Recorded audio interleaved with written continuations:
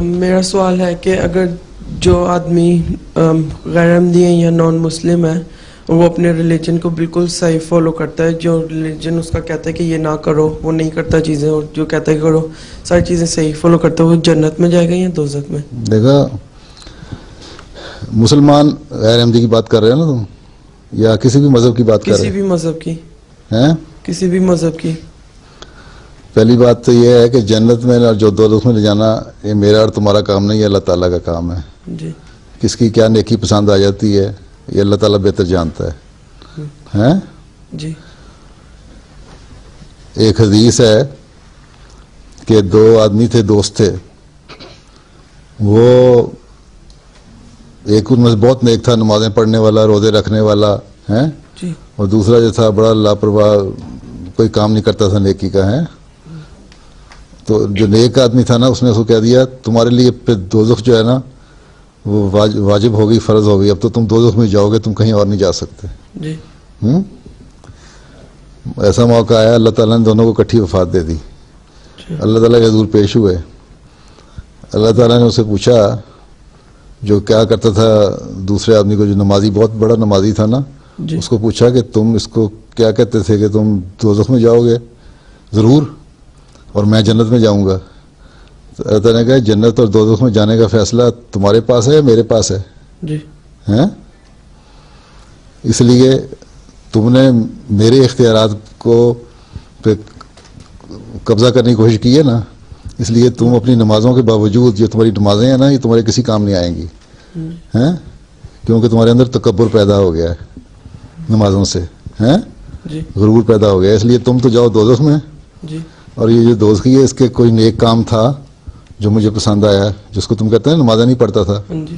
اس نے اور کوئی نیک کام عمل ایسا کیا ہوا ہے جو مجھے پسند آیا جس کا تمہیں نہیں پتا, اس لیے اس کو میں جنت میں ڈال رہا ہوں. ہیں اچھا. تو یہ فیصلہ تو اللہ تعالیٰ نے کرنا ہے جی. کہ کون جو دوزخ میں جائے گا اور کون جنت میں. باقی رہے گی بات کہ جو اپنے دین پہ عمل کرتا ہے کہ نہیں کرتا.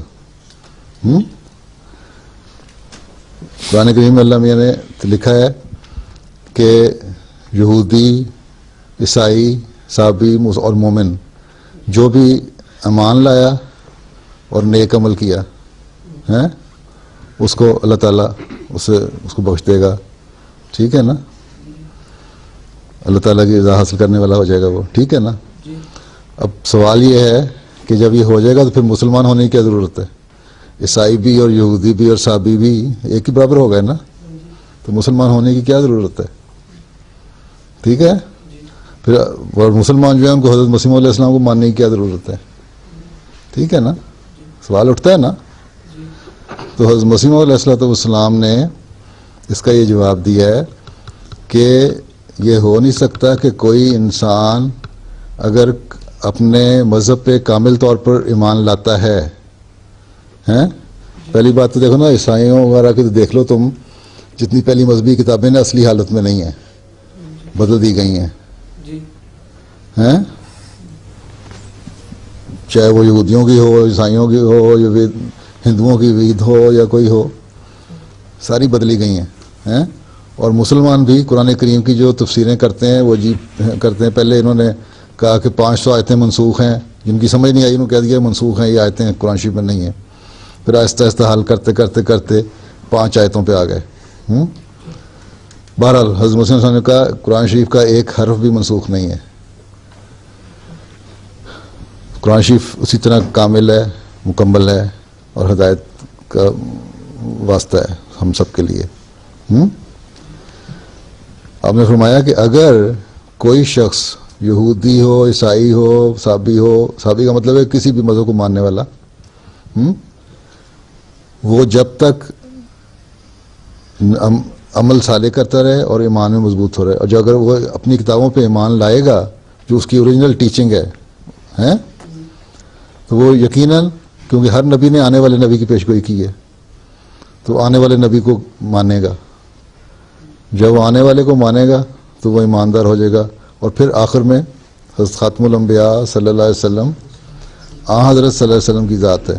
اگر ہر مذہب والا اپنی اوریجنل ٹیچنگز پہ عمل کرتا تو حضرت صلی اللہ علیہ وسلم کی آمد کے بارے میں پیش گوئیاں ہیں, یقیناً حضرت صلی اللہ علیہ وسلم پر ایمان لاتا.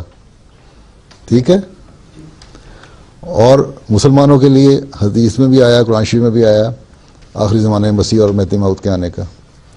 اس لیے اگر صحیح طور پر ایمان کامل ہو, ان کا عمل کرنے والے ہوں, تو حضرت مسیح علیہ السلام پہ ایمان لائیں گے. ٹھیک ہے نا. اس لیے یہ نہیں ہم کہہ سکتے کہ وہ لوگ اپنے مذہب پر پورا عمل کر رہے ہیں. وہ پورا عمل نہیں کر رہے کیونکہ انہوں نے ہر نبی کو نہیں مانا. پورا عمل وہی کر رہے ہیں جنہوں نے حضرت صلی اللہ علیہ وسلم کو مانا, اور پھر آپ کے بعد قرآن کریم میں بھی آخرین منہم, اور آن وسلم کی حدیث بھی, مسیح و مہدی آئے گا تو اس کو جگ اسلام پہنچانا, برف کی سروں پہ گھٹنوں کے بل چل کے جانا پڑے تو اسلام کرنا, یہ باتیں نہیں پوری کی تو وہ عمل صالح نہیں ان کے ہوئے.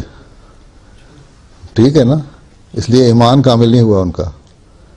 باقی کس نیکی کی وجہ سے اللہ تعالیٰ نے بخشنا ہے یہ اللہ تعالیٰ بہتر جانتا ہے. ایمان کامل تبھی ہوتا ہے جب ہر نبی پہ ایمان ہو جائے.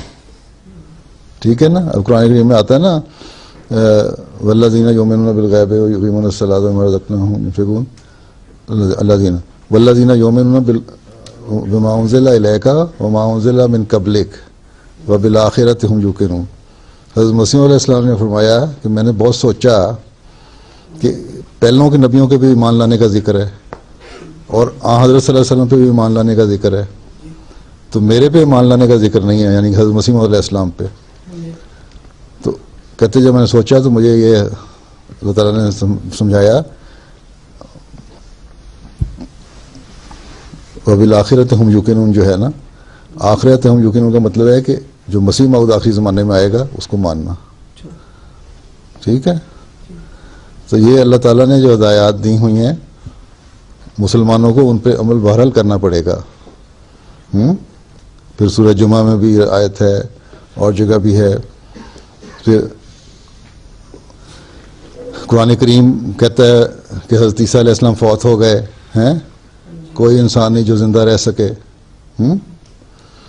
اور اب آسمان پہ چڑھ کے دوبارہ کوئی نہیں اتر سکتا. اگر حضرت صلی اللہ علیہ وسلم فوت ہو گئے تو ظاہر ہے جو سب سے بڑے نبی تھے, آخر خاتم الانبیاء تھے, تو وہ جو فوت ہو گئے تو اور کون زندہ رہ سکتا ہے. تو اس کو غلط سمجھ کے حضرت عیسیٰ کو زندہ آسمان پہ بٹھا لینا کا مطلب ہے قرآن کریم پہ پورا اعتماد نہیں ہے, پورا ایمان نہیں ہے. تو یہ چیزیں جو ہیں نا ایمان کی کمزوریاں ہیں. اس لیے یہ نہیں تم کہہ سکتے کہ وہ ایمان میں پورے ہو گئے ہیں اس لیے ہم اور وہ برابر ہو گئے. ہم اور وہ برابر نہیں ہے. احمدی حضرت صلی اللہ علیہ وسلم اور قرآن کریم اور اللہ تعالیٰ کی ہر بات پر یقین رکھتے ہوئے حضرت مسیح علیہ السلام کی بیعت میں شامل ہوئے, جبکہ دوسرے مسلمان شامل نہیں ہوئے. باقی کسی کی نیکی کو اللہ تعالیٰ بخش کے کیا انعام سے نوازتا ہے وہ اللہ کی مرضی ہے. ٹھیک ہے. سمجھ آئی کہ نہیں آئی؟ چلو السلام علیکم.